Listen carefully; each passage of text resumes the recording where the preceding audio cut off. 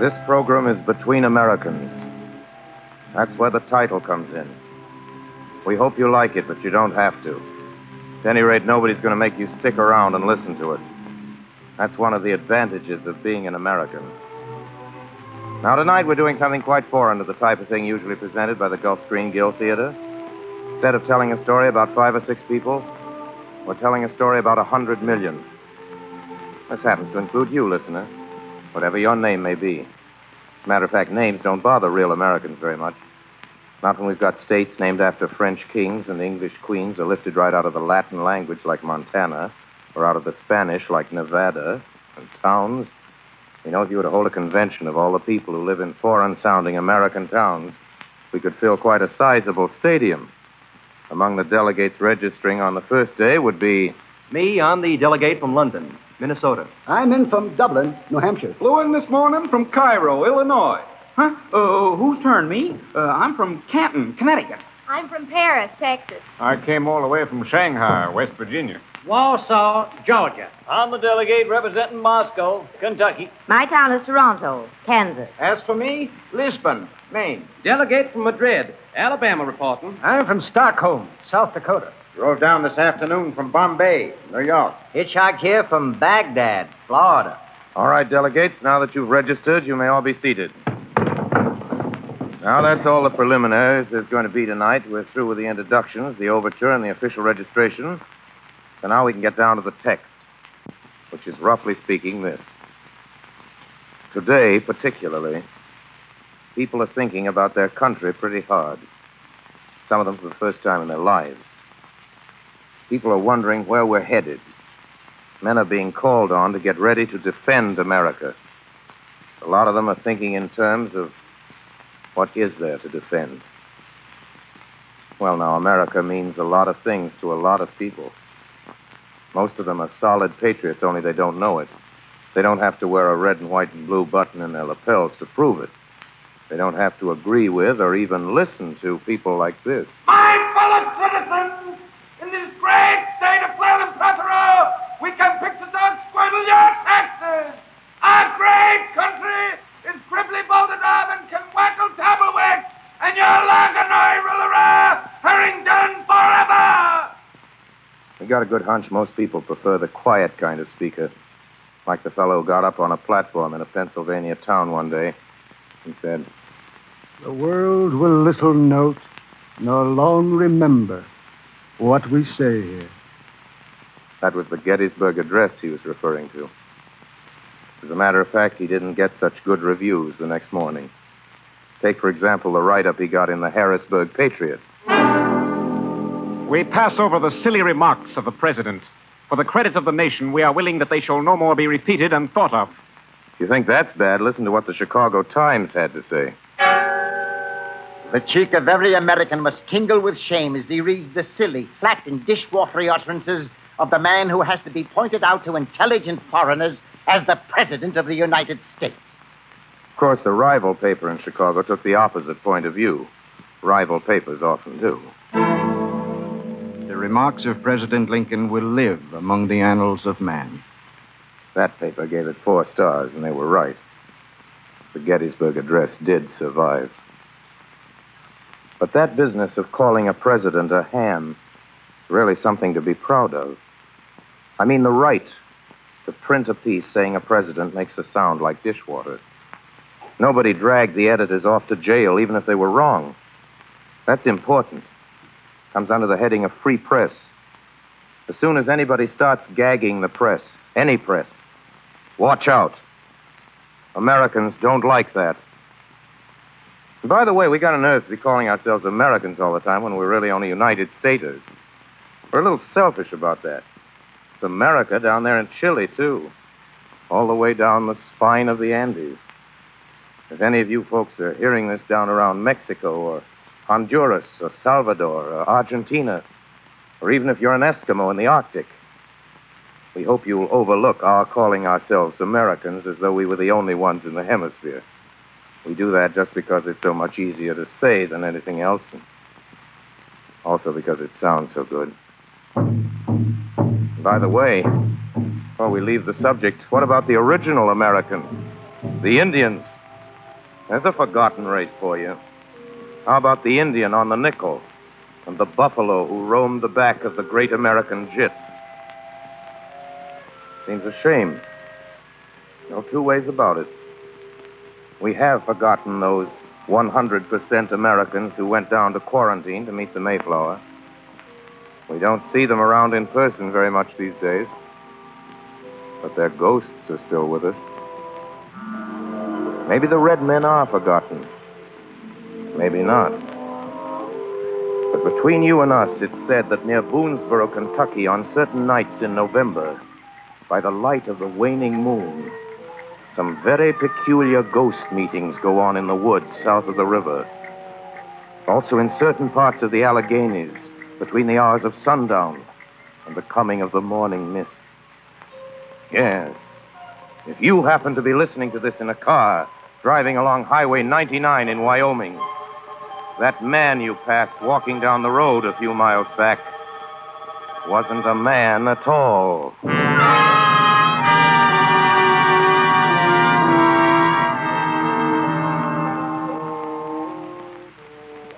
Seriously, they were brave people.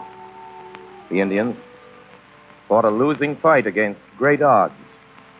Wanted nothing more than to keep their land and their way of life. Fighting the fight so many people of all races have had to fight since. The fight to keep free and independent. The fight to stop men from the outside who want to civilize somebody their way. You ever asked yourself what America means to you? Does it mean 1776? Columbia, the gem of the ocean? Big business? The Bill of Rights? Uncle Sam? Chances are it means none of these things. Chances are it means something very personal to each of you. Something close to your heart which you'd miss like the very blazes if you were stranded abroad. Might have nothing at all to do with quotes from Madison or acts of Congress. It might be just the feeling about the crisp autumns in New England and the smell of burning leaves. It might be the memory of the way they smooth off the infield between the games of a doubleheader. It might be a thing as small as your little finger. You ever been abroad and run out of American cigarettes? Hey, speak English, mister? No, senor. Solo hablo español. Well, anyway, do you carry cigarettes? Ah, cigarrillo. Sí, tenemos bastante aquí. No, I just want cigarettes. Here, I'll take these. How much? 20 centavos. Yeah, keep the change. Hey, got a light there, senor? Sí, como no, senor. Un momento. Hey, what is this? Soft, cold soup? Tastes like an old shoe. Here, you can smoke the rest of them. Phooey. There you are. America might mean a tight-packed cigarette, which tastes good. Might mean the way a hot dog man slaps mustard on a Frank. Might mean going with your wife to the movie on bank night. Or taking your girl to the annual barn dance and social at Tuckerman's Barn. Plenty of you listeners know what I'm talking about.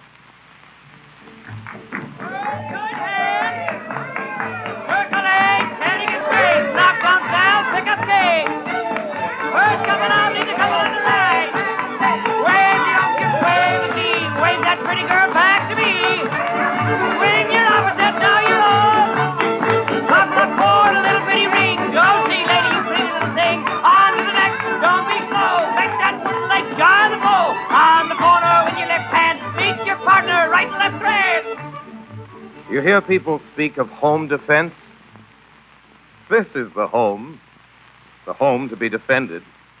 The square dance down the Glen a piece, in old man Tuckerman's barn. This is the America of all the couples dancing there tonight. That's what the nation means to Butch and Fred and Jenny and Elvira. And this is America to all the boys and girls from Malvern County and their folks at home, waiting for them. What do you suppose America means to that auto repair man in the grease-cake dungarees who works in the garage in the corner of Willow and Elm Street? It means, quite likely, crawling under the 1936 Buick and dragging an electric light bulb on a long extension after him. Hey, Joe, hand me that wrench. What wrench? The wrench at your feet. I got to finish this apprentice job. Why don't he sell that jalopy and get a new boat? Hey, you want to talk us out of business? As long as he keeps his car, we get a repair job once in a while. Yeah, guess you're right. Sure. That's America to Pete and Joe. Piston job, transmission job, valve job, jack it up, change the tire. New fan belt, check the pump. On Saturday night, take the girl down to Joyland Dance Park. Means repairs to those boys and cans of oil and carburetor mixtures. And to Jack Prentice, who owns the Buick that Pete is fixing and who lives down on the beach near the Coast Guard station, America means the sound and the sight and the smell of high tide under the full moon, with occasionally the melancholy note of the bellboy drifting up when the wind's blowing in from the ship channel. Means the age-old sound of the sea. The same sound folks are hearing this very minute up around Penobscot Bay and Winthrop Beach and Chincoteague Inlet down by Calabogue Sound and on Boca Chica and then clean over to the other coast by Guadalupe, Carmel. Yes. Wind and wave and sand and rock and riptide and undertow. That's America to Jack Prentice and the hundreds of thousands of folks settled on the coastlines between Eastport and Key West, Point Isabel and Birch Bay. America is all things to all the people. Prairie to Nebraskans, coal to Scranton miners, cameras and raw celluloid to the picture boys in Hollywood, the stink of crude oil to the men who work the wells, relief checks to the unemployed, a mic and a stopwatch to a radio production man, a BMT Express to Brooklyn office workers. Sure, that's the way it goes. Or isn't it? What does this country mean to you? It might mean anything. Anything at all. It might mean a course in highfalutin poetry at Harvard. Today, gentlemen, we will consider the influence of Whitman on the development of poetry in America. And by 1870, after 12 years of incessant attack against squeamish over-refinements, Whitman really began to create an active distaste for literary ethics. Or else it might be an argument between two baseball fans as to which is the better team, the Yankees or the Red Sox. Yeah, but look! The Yanks are a bunch of old men and cripples. Yeah. They won't last. I tell you, they won't last. Wait till it gets good and hot around the middle of July. Yeah. Wait till doubleheaders begin piling up. What are you talking? Listen, DeMash is having the best season he ever had. He's an old man, huh? Keller hitting a dozen homers. I'd like to be a cripple like that. New home run record for the club. Won't last, huh? Who's the Red Sox got as good as DeMash? Name one guy. Name one. Name two. Ted Williams. Oh, a good hitter. No getting away from that. What you say? Better than DeMash? Pitching. Wait a minute. Do you say? Or it could be a poker game in Charlie Ferreter's law office upstairs over the 5 and 10 cent store on a rainy afternoon. Or a meeting of the Kiwanis Club in the Mansion House on Thursday. Or the news store. Or a great symphony concert sent out over everybody's air, playing the music of all the world's great composers, regardless of their race or nationality. For instance, something by a great German Jew named Mendelssohn. Something you couldn't play in certain countries on the other side.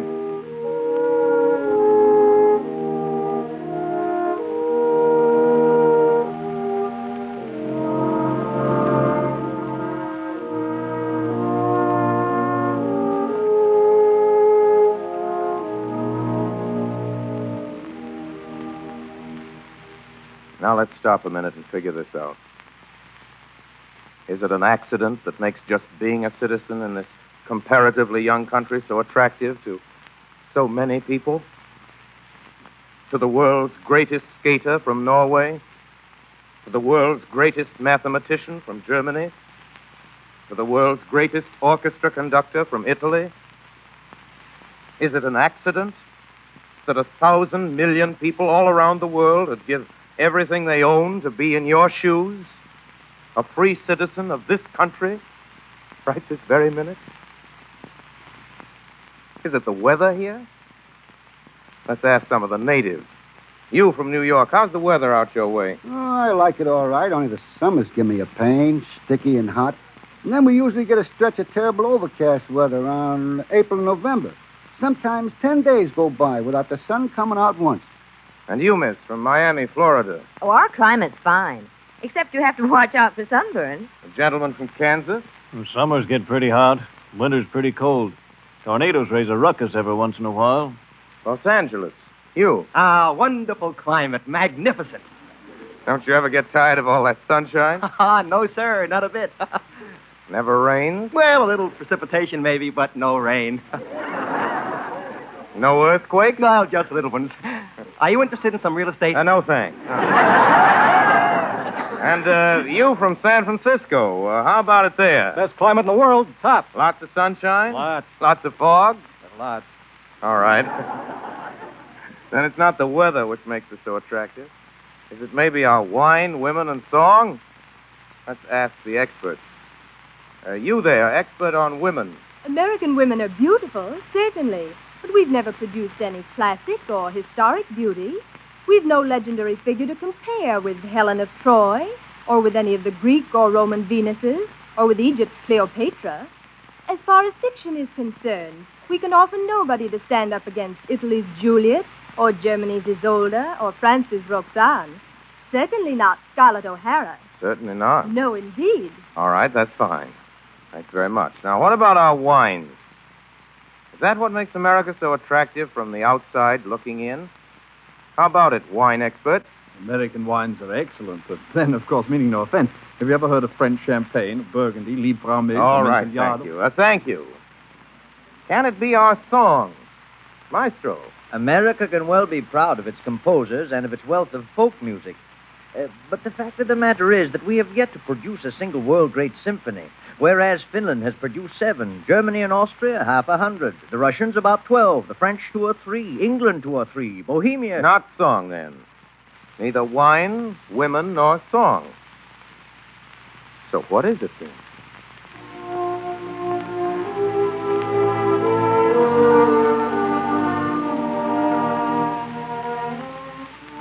Well, it's this.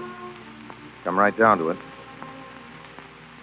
It's the spectacle of nearly 150 million people trying to live up to the expectations of a handful of great men who lived and died 150 years ago. Men who were so fed up with the kind of government they'd been getting, they sat down and wrote a new constitution for themselves and their children. A democratic constitution that's been added to, but never been topped before or since. Congress shall make no law respecting an establishment of religion, or prohibiting the free exercise thereof, or abridging the freedom of speech or of the press, or the right of the people peaceably to assemble and petition the government for a redress of grievances. No person shall be deprived of life, liberty, or property without due process of law. The right of trial by jury shall be preserved. Excessive bail shall not be required, nor excessive fines imposed, nor cruel and unusual punishments inflicted. Neither slavery nor involuntary servitude shall exist within the United States or any place subject to their jurisdiction. The right of the citizens of the United States to vote shall not be denied or abridged by the United States or by any state on account of race, color, or previous condition of servitude. Or on account of sex. Those are pretty good sentiments to be kept alive and flourishing in the world today. Of course, there are other things that makes our union a good one to belong to. It's a beautiful country, even though it has a lot of incorrigible badlands and corrigible slums. Aren't many countries have as much in them to look at and wonder about as this one. This can be a rather fierce country, too. Ever see the way its mountains frown down sometimes? Know what they're frowning at? Some rumors they heard about petty intrigue, about political bosses and shysters and fakers and grafters and men who make a business of gypping the people. Ever see the way the skies suddenly get black and the thunder roars and the lightning starts throwing itself around? Ever see a storm whipping it up across the Great Lakes? That's how the American winds feel about anybody who denies anybody else a fair trial, or free speech, or the right to assemble, or the right to worship as one sees fit.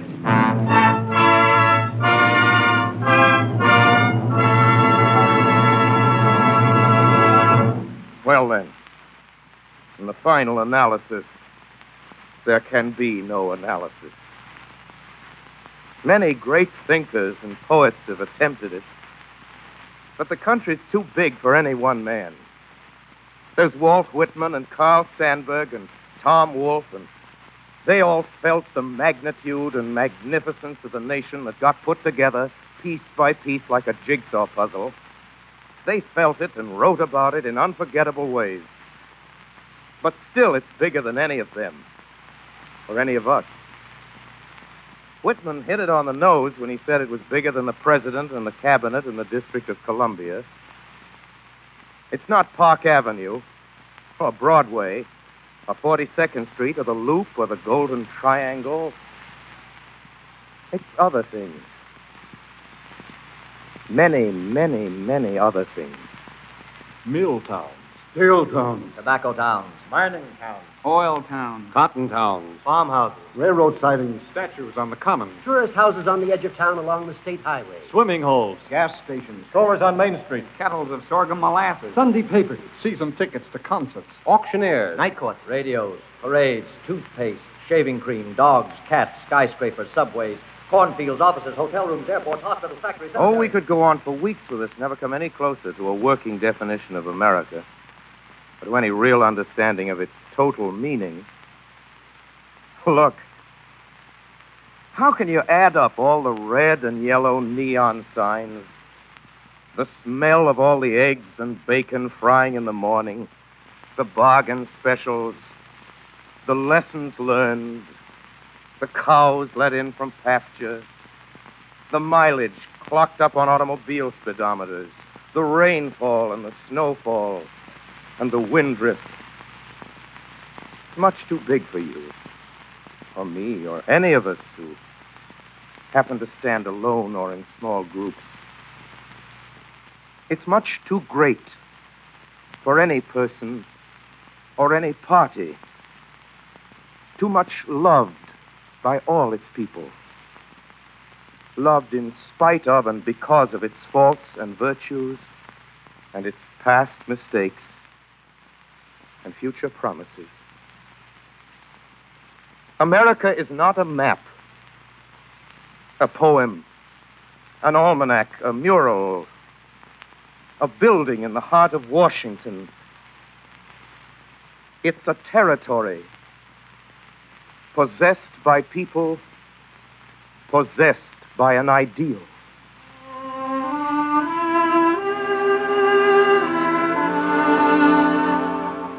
Well, that's all, listeners. Just wanted to talk between Americans for a half hour of a Sunday evening. No big finish here.